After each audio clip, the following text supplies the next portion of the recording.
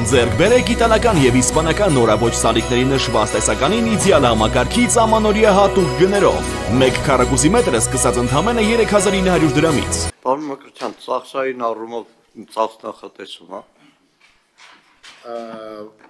Այո, ըստ էության տեխնիկական հագեցվածության եւ ծրագրային փոփոխությունների իմաստով ծախսեր նախատեսվում են, դրանք ոչ թե նախատեսվում են, այլ արդեն նախատեսված են եւ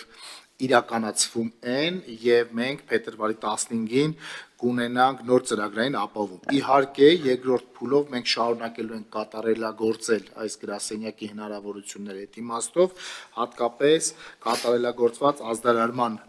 միասնական համակարգ ունենալու տեսանկյունից, խոսքը վերաբերում է ոչ միայն զանգեր ստանալուն, այլ նաև քաղաքացիներին հրատապ տեղեկություններ փոխանցելուն, SMS-ային տարբերակներով, ռադիոյով կամ հեռուստատեսությամբ, ընդ որում սա պետքա շատ ճիշտ եւ միասնական հաղորդակցություն լինի, որպեսզի նաև հնարավոր խուճապները կանխի եւ բացառի եւ ճշգրիտ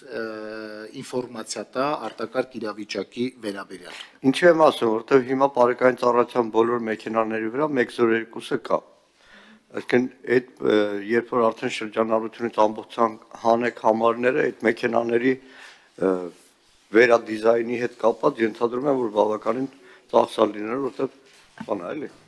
Բայց առիթից օգտվելով, որ ելույթ ունենամ, երկու մտահոգիչ հարց, քանի որ ներքին գործերի նախարարի տեղակալն եմ։ Մի հարցի մասին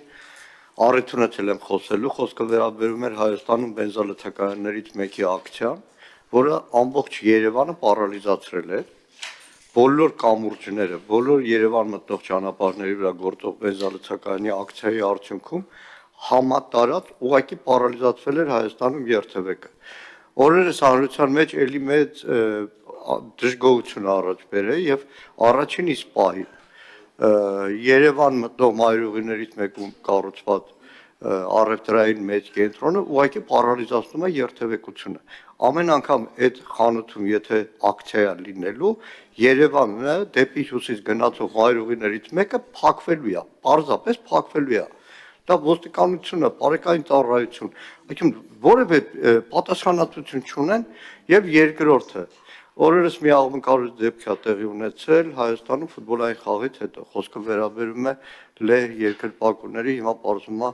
ռուս երկրպագուների միջև բախում։ Ցանկացած փոքր ակցիայի ժամանակ բոլոր հատուկ նշանակության ստորաբաժանումները ոստիկանությունը լցնում է, եթե խոսքը վերաբերում է անդիմադիր գործիչներին։ Որևէ մեկի համար գաղտնիք չի, որ լեհ երկրպագուները ամբողջ աշխարհում հայտնի են իրենց ագրեսիվությամբ։ Չէ, լեհերը բավականին շատ ավելի շատ։ Լավ, կանխարգելիչ միջոցառումներ հնարավոր չէր իրականացնել, որ խաղից հետո ոստիկանական որոշ ստորաբաժանումներ ուղեկցեն ու քաղաքի կենտրոնում պագրոմներ չլինեն, պագրոմ բառն ասեմ, էլի։ Պարոն Մկրտչյան, քանի որ օրինակին չի վերաբերվում, դու կարող եք առանձին կարճով, որ հասնենք արտահերտնիստը սկսվելու Շատ խնդրեմ արագ։ Պարոն Մարկյան, այդ 112102 ընթացիկ ծախսային հարցեր են, դրանք մեծ խոշոր ծախսեր չեն։ Ինչ վերաբերվում է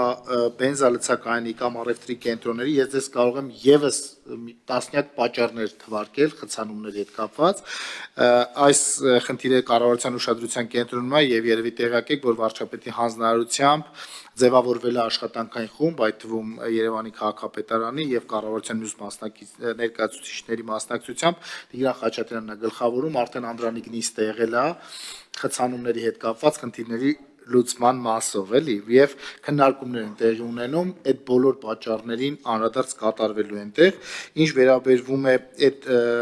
բախմանը, որ տեղի ունեցել, պագրոմներ մի քիչ շափազանցված ասել, մենք տեղեկացված ենք եղել, ուսումնասիրել ենք, կանխարգելել ենք եւ նաեւ արդյունքում ունեցել ենք մի փոքր դրվագ, ինչ եմ ասում, մի փոքր, որտեղ իրականում շատ ուղղակի գիշերվա ժամ ա եղել, մի փոքր աղմուկ ա եղել, դա տպավորություն ա ստեղծել պագրոմների, բայց մի քանի խուլիգանության դրվագ ենք ունեցել եւ համապատասխան գործողություններ ենք արել։ Ես կարծում եմ, եթե կանխարգելիչ աշխատանքներ չարվեն, հնարավոր է շատ ավելի մեծ, այո, ձեր ասած պագրոմներ ունենանք, շնորհակալ եմ։